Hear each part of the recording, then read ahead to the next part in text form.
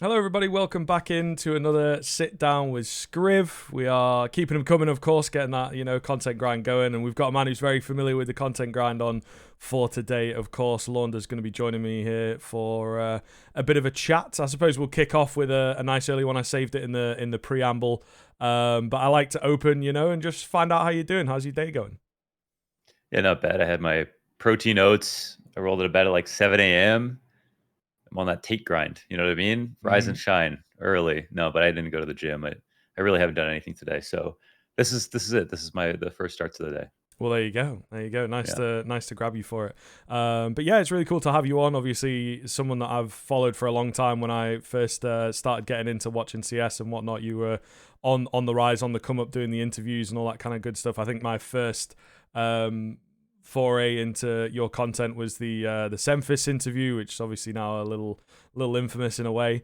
But yeah, I guess I wanted to start with that a little bit. How do you feel your kind of grind working your way through as someone who's also now in the tier 2 and grinding that way through, like you had a few projects that didn't work out, right, like Yahoo Esports I seem to remember, and things like that.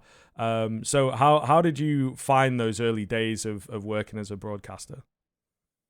Sort of a kind of guy who treated opportunities in different mediums like a cafeteria, and I kind of looked at the ability to try different things as like a real privilege because it's pretty much free. I mean, you obviously have to buy equipment to set up at home, but once you do that, you can, start a YouTube channel. You can try to go interviewing. Like when I did my first set of interviews, we just applied for a press pass, me and somebody from my stream who's now running Boxer basically, and we drove up to ESWC, did some interviews. When I started my YouTube channel, I just recorded off of software that I got for free online, and then I did that, and then commentary. I got on a megabus for like $5, went to Montreal and casted that first event with Sato Kiss. Like everything I did kind of started for free. So like even the things that didn't work out, I think it amounted to now a few things that have worked out really well. Yeah, I mean that's fair enough, right? And kind of staying motivated on the grind. I think that's something that I'm having to play around with, and just take those opportunities as they come. And it's so kind of competitive in these days. I suppose you had a different sort of issue to deal with, in the sense that you had to go through all the early days of like some of the esports. And I remember a story about you, that same LAN with Sado, where you like had to sleep on the floor in like a cupboard or something like that. Yeah, it was a Um, so Yeah, it yeah. was the it was a ESWC was like the Technological Institute of Montreal, and then they gave us like food vouchers every day, so we get a hot dog like once a day or something like that. And then we were the only two casters there, so you know what that's like. Two casters for like a local land, so like delays all day long. So we're waking up 7, casting from 8:30 a.m., casting to 3 a.m. And then at night, like they asked us to pack a pillow because we were sleeping in the classrooms. And I ended up giving Matt my pants, my jeans, so that he could like fold it up and sleep on in the classroom. And then we wake up, no shower for 3 days, and just cast it like the entire time. Obviously, it was a blast back then. Like we weren't expecting to make money, but yeah, that was early days, early days. Yes. And so how does the kind of transition work? Obviously now you found success, and you started working with Blast, and that was really the big break, as it were, for yourself and Scrawny. Do you find that like having the comfort of working an event where you are a bit looked after, you don't have to think so much about extracurricular, does that make the job easier, or is it just like it's kind of Mm. scaled up since then, and you were at a good point to get started anyway, or has it Mhm. actually made a difference?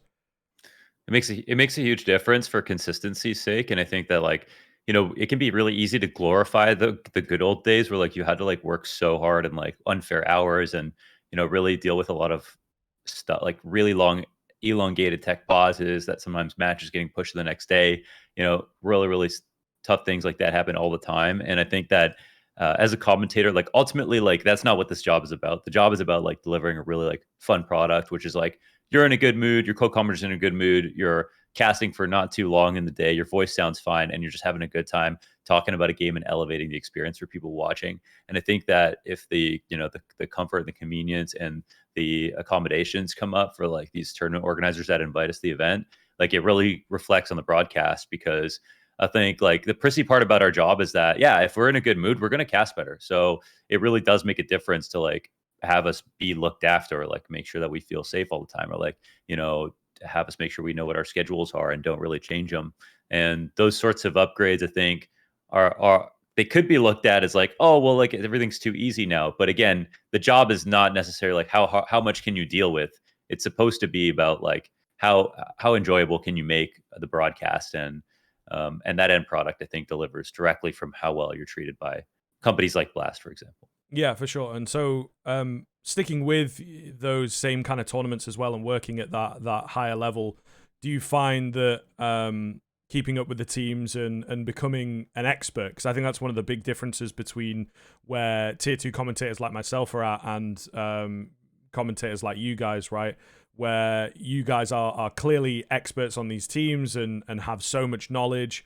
Where some of us at my kind of level, it's like you spread quite thin. You're casting very, very different teams on a weekly basis. It can be quite hard to keep up, and you casted a team maybe like 2 or 3 weeks ago, and then you come back to them and you're ready to go with some info that you've got from the previous time, right? Your writings and everything, and then they've changed 2 players and it's gone a bit sideways, and maybe even news that's not really made it onto HLTV because it's not worthy of the front page and things like that. Obviously you keep up, or you do the digging and you watch these teams and how they perform, but it can be a bit tough. So on the inverse of that, do you find that having made it to a higher level, it's become not necessarily like easier, but you talk about consistency of broadcast, also consistency of teams. Does that make the job easier to keep up with being an expert?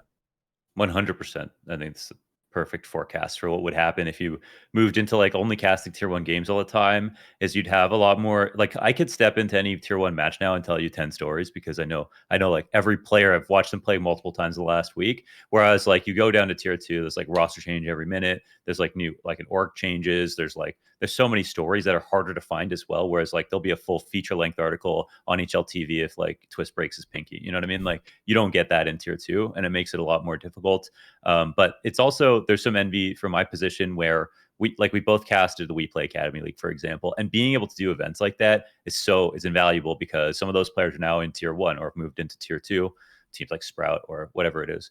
Or not Sprout, actually, that was Copenhagen Flames who just disbanded. But there's definitely a lot of value to come out of seeing where players come from. And I remember that like one of the first events I went to, it was like an MLG Columbus qualifier, maybe for the 2016 for the major. And I met Moses, I think, for the first time. And I was so excited to talk to him about like NACS. And he's like, I don't watch that shit anymore. And I was like, right. Dude, what the like? I was like, oh man, that's so true. Like once you start getting into this like tier 1 circuit, it's nice because you got this consistency, but now you don't really have any like context on where people come from. You don't know who the next stories are. And honestly, sometimes there's nothing better than being able to follow someone's career from the very beginning. Like if you were a guy watching Rob stream FPL into like the player he is now, you've got a bit more, of an investment in his life story than if he just popped up out of nowhere. Or like we casted the Academy League, seeing Monacy, for example, go from owning in that tier 3, tier 2 division to thinking, can he translate this to like G2 level play? And then watch him do it is like pretty amazing. So I'm not saying I would ever want to go back. Sorry, man. But at the same time, it is kind of cool to get a lot of context on the next generation stories. Yeah, definitely, and I think that is something, watching a number of the players like Copenhagen Flames, BNE, these types of teams. Gamer Legion is maybe a good example that perform really well. Into the Breach, I suppose, is kind of a team that, were playing quite a lot in the tier 2, but sort of sneaking around. They were playing like your CCTs and things like this, not necessarily in like the Challenger Leagues or in qualifiers for an IEM Rio, for example. So they sort of snuck in, and that's, I guess, why the major system is so cool in that sense. But yeah, it can be a bit weird to keep up and follow all the teams to a really, really high degree. And then as well, you kind of have to move around and cast different levels. I've just done some like contender qualifiers for Elisa which usually it's like you're not getting the bigger teams until like a playoff stage of that event. And some of those teams have come through open qualifiers, and it's really hard to find information on them. You know, you're having to go to like ESEA pages and things like this, and all that really gives you is whether they win or lose a game and stats and things like that. It's difficult to build a story from there. So I think it's kind of curious, like how the tier 1 level is so regimented, and you can keep up. Like I can keep up easier with the tier 1 than I can with the tier 2 that I generally work on. So it is definitely curious. I guess where I wanted to take things from there is to talk a little bit more about what's coming up next for you, right? Obviously you've got the major coming in. How do you feel about this major being the last CS:GO major and everything, right? Are you building into those storylines with Blast, or is it something that's just sort of sitting as a, you know, looming over the top of things? Independently. Just been thinking about that stuff all month. I think that me and Connor have already talked a ton about like what storylines we have going into the major, and then that's just pretty much what we're going to think about like this entire time. Like the worst thing that could happen is we cast this major and like we forget about someone's like last chance where it actually mattered so much for them. Because that's the thing that we have to just like make sure we deliver on, is that for these players, it's like for someone like Nico, for example, if you, for some, like let's say as an example, he was under talked about at this major, that would be the biggest crime. You know, it would be a war crime against the CS:GO fan base, because like of anybody right now, he's probably the one who wants this the most, you know, at the entire major, besides maybe Zywoo, but probably even more than him somehow. And so the fact that this is end of the line, last CS:GO major, it's pretty free in terms of what, you know, everything is just going to be so epic. Like the elimination game for every single player is their elimination from the last CS:GO event or CS:GO major of all time, you know? So the emotions are going to run high. I think it's going to make everything feel very special. And for a while, I'm sure you feel like this as well, but it didn't. I mean, no one knew that CS:GO could end. Do you know what I mean? Like, yeah. It never. It felt like we, at the very worst, get a sort of source into the next game, but CS:GO would at least still exist. But this game is officially done. Like we'll never see from it again. And that's something that I think is the finality of it is something that at first is a little bit shocking and jarring. But after a while, it's kind of nice to put a bow on 10 years of history. Like we've definitely done a lot. Everybody's had a lot of chances to do what they need to do. We've seen so many amazing stories. And so, yeah, a very special last major. And I think it's going to be maybe sad when it ends, but I think it's going to be very special at the same time. You got a favorite going into it? Maybe is there a team? It's really hard to predict. That's quite a tough question to throw out, to be fair. But is there one for you? Maybe add in a bit of storyline as well in terms of who it would be coolest to see win. They might not necessarily be on the best form right now. Sure. I think that I'd like to see what you think about this as well, because this is kind of, I think, been on everyone's mind. But like Rio is already kind of hard to predict because like FaZe didn't even win a match in the Legend stage, you know, and then it's like, what's going to happen from there? But after Rio, it only got more difficult. Like in the last 6 months, I haven't looked at the HLTV #1 and thought, yeah, they're the best team in the world. You know, maybe G2 for the beginning of the year when they're setting all those map win rate records. But nobody's winning a streak of events. G2 like are crying. FaZe are crying when they win their Grand Slam because like they could have not. You know what I mean? Like they're not that dominant right now. So I don't have like a favorite going into the major. I think that I want G2, and I'm feeling pretty good about the idea of G2 winning. So they would be my #1. #2 would be Heroic, because I have this suspicion that I think everybody is actually most afraid of Heroic over any other roster. And then after that, it would be FaZe, Navi, and then Vitality, and Vitality getting into the very kind of dark horse territory, because a 3-stage, you know, run for them I think would be pretty hard, even though they won Rio. Yeah.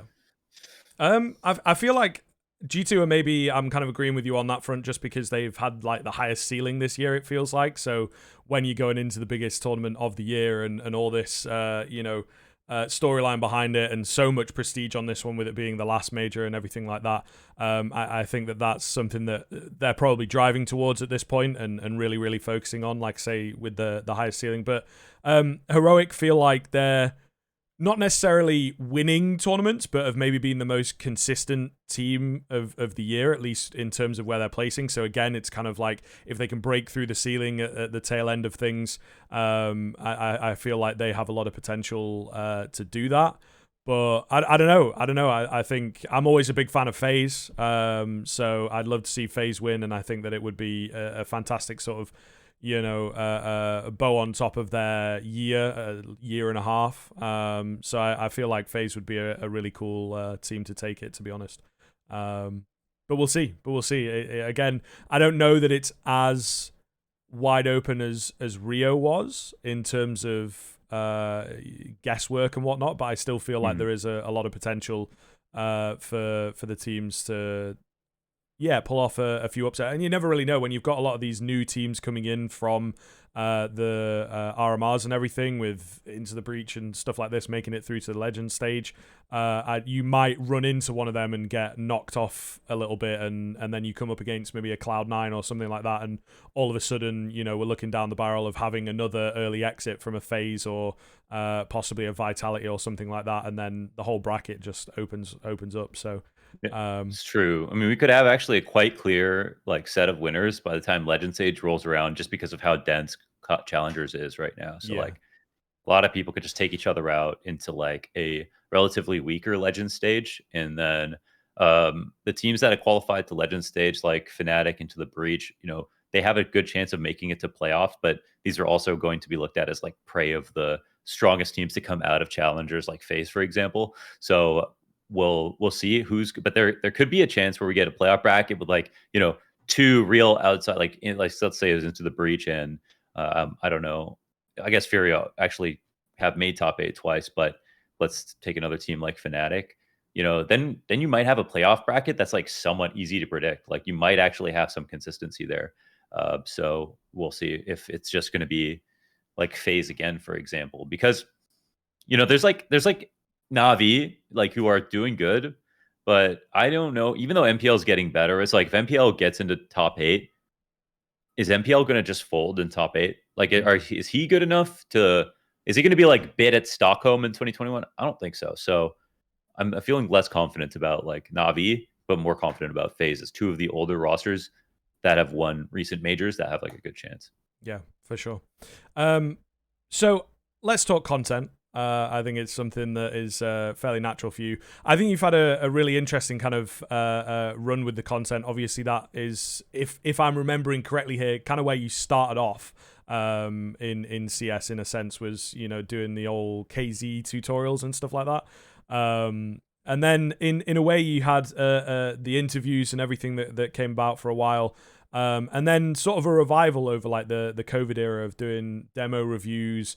Now you've moved into, the green screen content, which I think is great because it's just so memeable, to be fair, and so much scope for you to be creative. How do you keep refreshing where the content's at? And, are there any sort of humps that you go through? Because one of the big things for me is I've done a couple of videos where, I've put the time in, done the editing, but I am so slow with the editing, and, I'll get halfway through a video and then book on a week's worth of work, and the video's kind of, left by the wayside. So I think streamlining that, have you did you go straight into getting an editor? Was it something that you spent some money on, or did you spend a while trying to learn how to edit? What was the vibe? Yeah, I mean, I have a lot to say on this because I spent a lot of time thinking about YouTube. I don't watch TV. In breaks during the day, I'm on YouTube.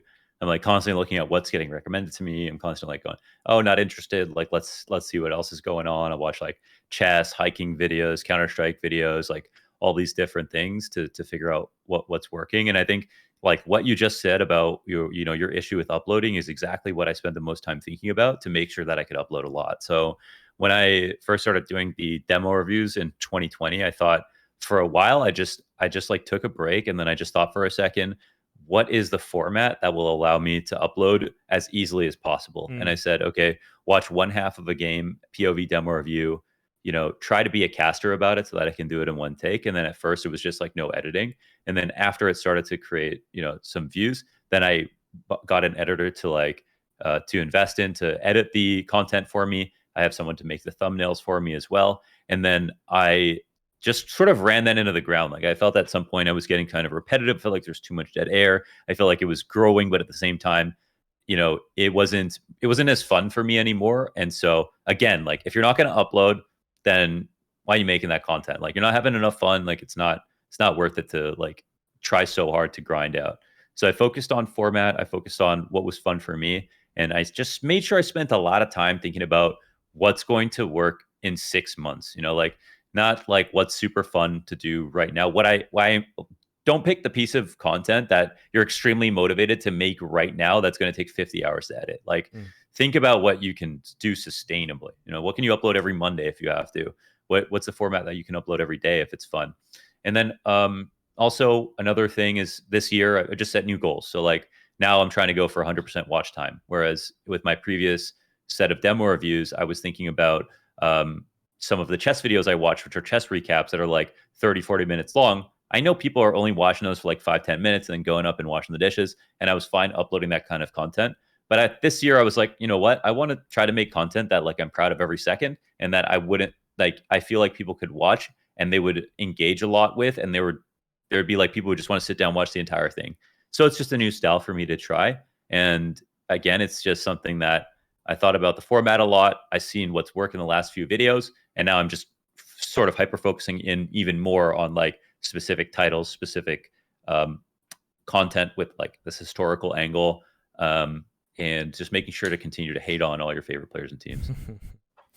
Yeah, I mean it's good stuff. I watched the Stewie one before we did this, and I think it's good. It's like that good mixture of funny history, and obviously making a point to it as well, which I think can be kind of difficult. Finding a direction for content like that. Like you say, the demo reviews in a sense are simple, right? You've got the idea, you know what you need to do with it, and you just kind of sit there, record, impart some knowledge, maybe get better at the art of doing that and being articulate or whatever. But eventually something like that's going to run its course. You ever thought about doing any sort of podcasty type stuff, I suppose? So you've got like the Launders show, obviously on Blast, which is very different and obviously has the production behind it. But we have a lot of forays into the podcast realm, and that can be a bit difficult, I think, to get right. Is that something that you've maybe thought about?